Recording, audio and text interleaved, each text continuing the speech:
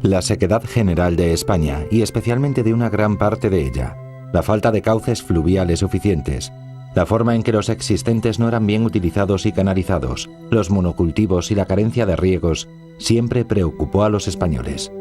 Pero fueron los regeneracionistas del siglo XIX quienes pusieron el dedo en la llaga. Para ellos la pobreza de España, su gran diferenciación con Europa, estaba basada en la gran despreocupación de los gobiernos por este problema y otros que hacían necesaria una pronta regeneración de nuestro país. Era la generación de hombres como Joaquín Costa. Esta aspiración fundamentalmente cuaja en el último tercio del siglo XIX, fundamentalmente también en la figura de Joaquín Costa, que reclama del Estado el papel de organizador y de pagador de esas obras públicas. Por lo tanto, es un deseo de equilibrar mejor, es un deseo de potenciar zonas que con un poco de regadío pueden ser enormemente más productivas. Eso es un deseo económico, social, político. Yo pienso que efectivamente es una visión de futuro la que tienen. Lo que pasa que no la podemos juzgar desde hoy. El regeneracionismo, el mensaje es: tenemos que colocarnos a la altura de un país moderno, a la altura de un país europeo, etc. Con tan débil armazón científico-económica que afortunadamente nadie siguió en los mensajes de los regeneracionistas, porque además querían tener cosas, programas, etcétera, pero eso cómo se tenía que financiar, ¿a costa de qué? ¿Qué opciones había? Nunca las dijeron claras, etcétera. Todos los sueños de Costa se aplican en el Plan Gasset de 1902. Rafael Gasset, que es ministro de Fomento el año 1902, declara que el asunto de los regadíos, por primera vez en la historia, el Estado lo asume como una responsabilidad, como una necesidad. Pero es un plan magnífico, pero que no tiene un apartado presupuestario, es decir, ¿qué haríamos si tuviéramos dinero? Los capítulos del presupuesto en ese sentido eran minúsculos, fueron minúsculos. No había realmente lo que podríamos decir una política de obras públicas en ese periodo que me está diciendo usted, de comienzos del siglo XX. O sea, yo sospecho que me plantea de la restauración, hasta que en el 23 termina la restauración. Bueno, hubo el intento de Gasset y se acabó. Y no hubo más. Hasta que la Hacienda no tiene capacidad de atención a estas obras públicas, la situación es más bien un círculo vicioso negativo. Es decir, no se alcanza a poder dedicar más dinero a obras públicas y en especial a las hidráulicas. Lo que pasa entre el año 1900 y el comienzo de la Guerra Civil, 1936, no es un periodo perdido, pero la inestabilidad política de los gobiernos, hay decenas de gobiernos, pues hace que no haya un seguimiento permanente que pueda hacer fructificar todos esos proyectos. Nuevamente, Rafael Gasset, desde el Ministerio de Fomento, presentó un nuevo proyecto de obras públicas dedicados a los ferrocarriles secundarios, a las carreteras, a los caminos vecinales, a las obras hidráulicas, a los puertos y a la repoblación forestal. El objetivo que perseguía Gasset era contener una emigración que cada vez era más abundante. La financiación saldría de un crédito extraordinario de 320 millones de pesetas, de los cuales 105 se dedicarían los primeros 5 años para terminar las obras hidráulicas que estaban en construcción. Para ello se diseñó la Ley de 7 de julio de 1911, que se llama Ley de Construcciones Hidráulicas, más conocida como la Ley de Grandes Regadíos. El objetivo de esta ley era regar más de 200 hectáreas. Esta ley especifica cómo se deben realizar los proyectos de canales y pantanos. Se debería tener en cuenta las condiciones de la zona regable, hacer un estudio de medios para la repoblación forestal, se determinarían las clases de cultivo y las prácticas agrícolas más recomendables para cada zona y se iniciarían proyectos para mejorar y abaratar los transportes. La ley también incluye que una vez terminada la obra se deberían establecer centros de crédito, de enseñanza y de experimentación agrícola. Y también dice que el Estado se reconoce el favor de la expropiación de las tierras si al cabo de 2 años los dueños de las zonas no cumplen con sus compromisos. La ley establece 3 procedimientos de ejecución, una a cargo del Estado y de las comarcas implicadas en el proyecto, 2 realizada por empresas o comunidades de regantes, asociaciones de propietarios, sindicatos agrícolas que estarían subvencionadas por el Estado, y la tercer procedimiento de ejecución sería que el Estado corriera a cargo de todo. La ley de grandes regadíos salió sin problemas aprobada en el Congreso de los Diputados, no así en el Senado, donde el Partido Conservador se opuso frontalmente a la petición de un crédito extraordinario debido a la mala situación económica que estábamos atravesando, con más gastos que ingresos. Por tanto, una vez más, la ley quedó en suspenso. La política es una trampa burguesa. Nuestra única arma es el trabajo, nuestro trabajo, que el capitalismo necesita para sobrevivir. Usemos el arma de que disponemos, compañeros. En 1910, los anarcosindicalistas fundan en Barcelona la Confederación Nacional del Trabajo, la CNT. Se trata de un sindicalismo apolítico que a través de la acción directa y de la huelga general revolucionaria aspira a sustituir el régimen burgués por el ideal anarquista, el comunismo libertario. Lo que no funciona es el sistema burgués capitalista. Votar es colaborar con el sistema que nos explota. Absteniéndonos, los partidos del gobierno que mangonean el cotarro volverán a ganar y siempre seguiremos igual. En las elecciones de 1910, el Partido Socialista, que se presenta en coalición con los republicanos, consigue por primera vez un escaño en el Congreso de los Diputados. Pablo Iglesias, fundador del PSOE, es el primer representante obrero que se sienta en las Cortes. Pero los cambios políticos no evitan que los conflictos laborales se sucedan a diario. Entre la alta burguesía y los obreros no existe una clase media suficiente que haga de bisagra entre el egoísmo de la patronal y la radicalización de los sindicatos. Los golpes de efecto y los atentados anarquistas se sucedían con frecuencia, por lo que era necesario intensificar la vigilancia, sobre todo con la Casa Real.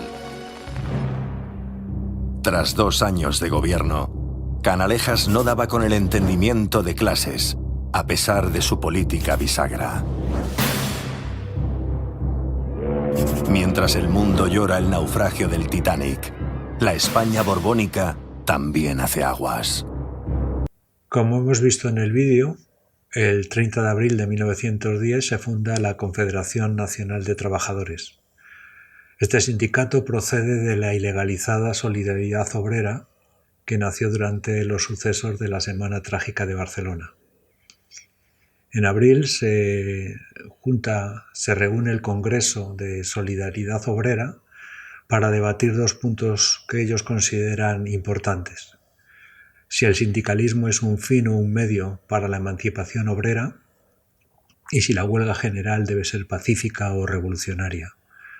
A las conclusiones que llegan los asambleístas fue la creación de la CNT, que se organizaría por oficios sin la presencia de intelectuales, y consideran que el sindicato es un arma para la emancipación obrera. En el otro punto, el de si la huelga general debe ser pacífica o revolucionaria, deciden que debe ser revolucionaria y nunca se debe hacer por motivos laborales. El objetivo final de la CNT era el comunismo libertario. Ellos opinaban que el Estado debía desaparecer, porque solo genera relaciones de dependencia y elimina las libertades individuales. El obrero debería tener el control sobre todas las decisiones políticas, económicas y laborales. El sindicato se organizaba de la siguiente manera.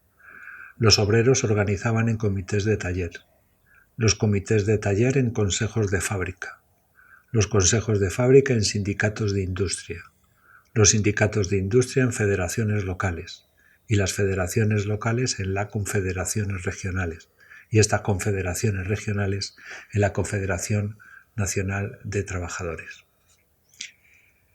La idea de Canalejas en relación con los temas laborales, él tenía una idea de que la forma de resolver estos conflictos debería ser por medio del arbitraje y de la negociación entre patronos y obreros.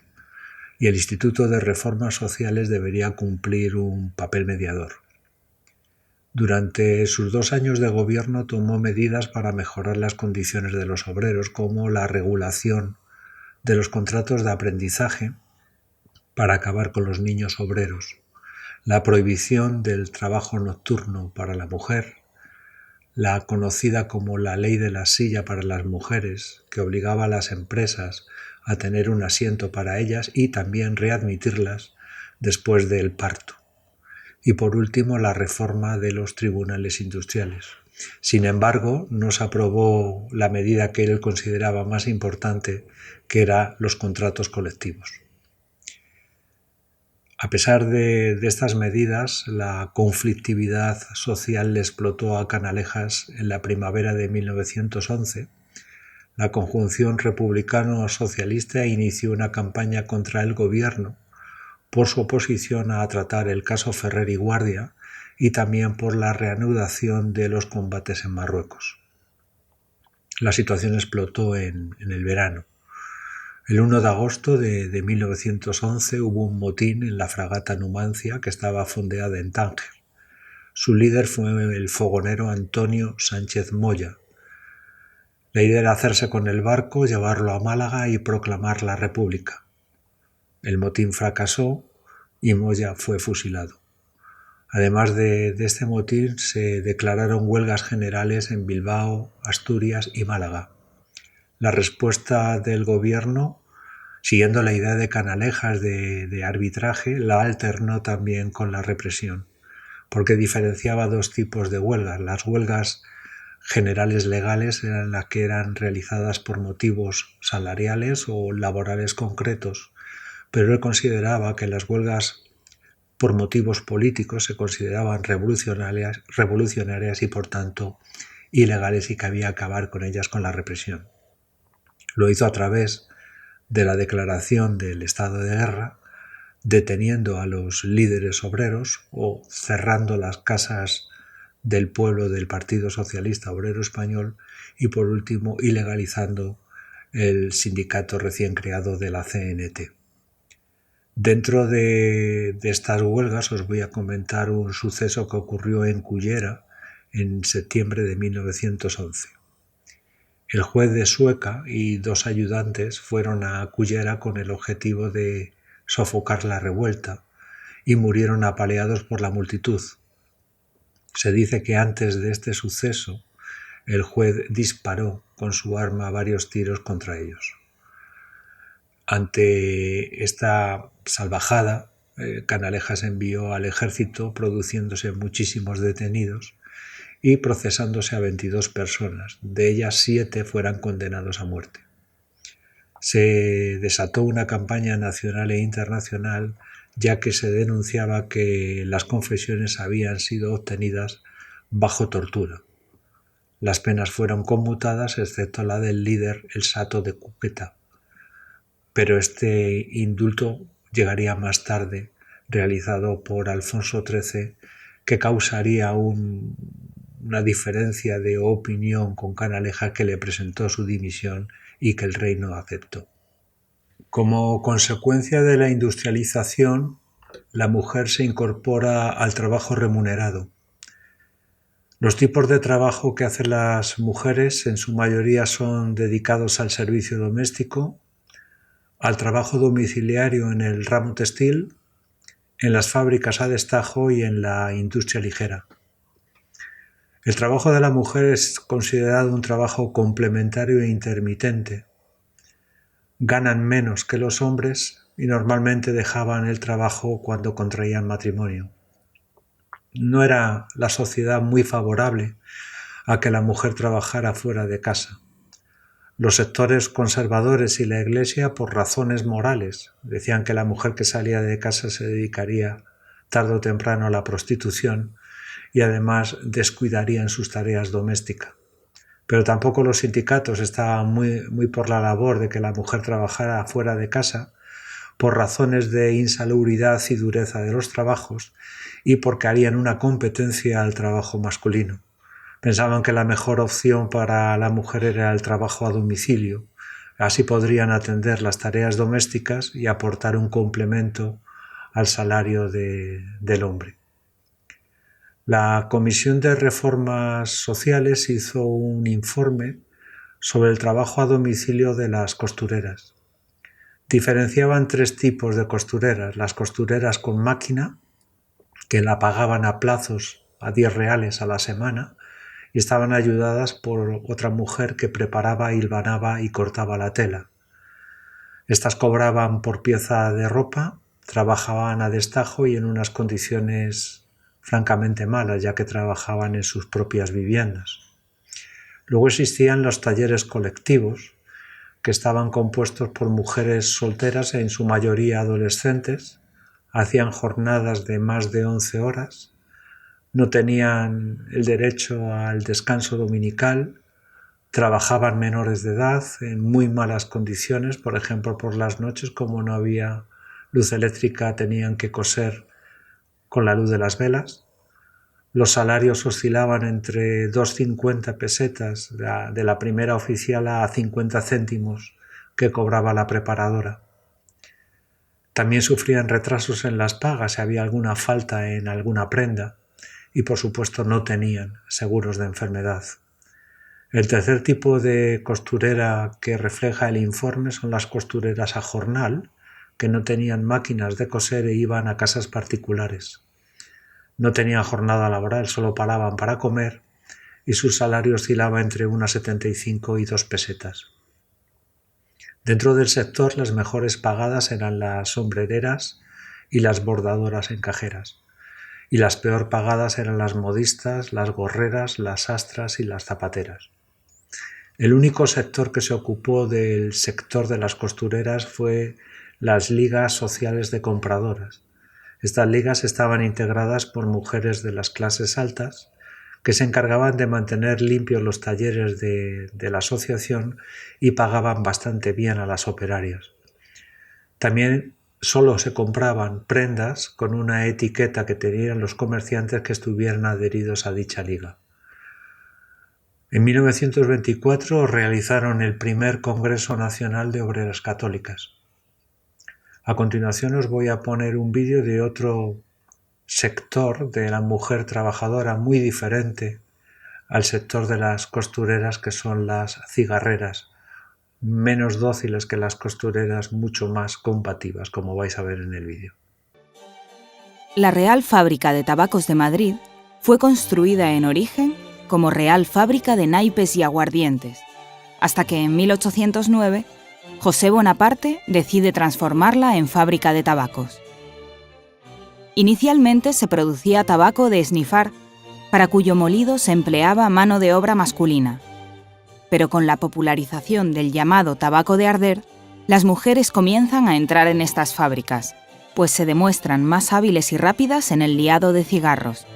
Son mano de obra más barata y se las supone más dóciles y sumisas. Progresivamente, las mujeres desplazarán a los hombres, llegando a configurar la casi totalidad de la plantilla. La fábrica de tabacos se convertirá en la primera industria feminizada de España y la de mayor plantilla de Madrid.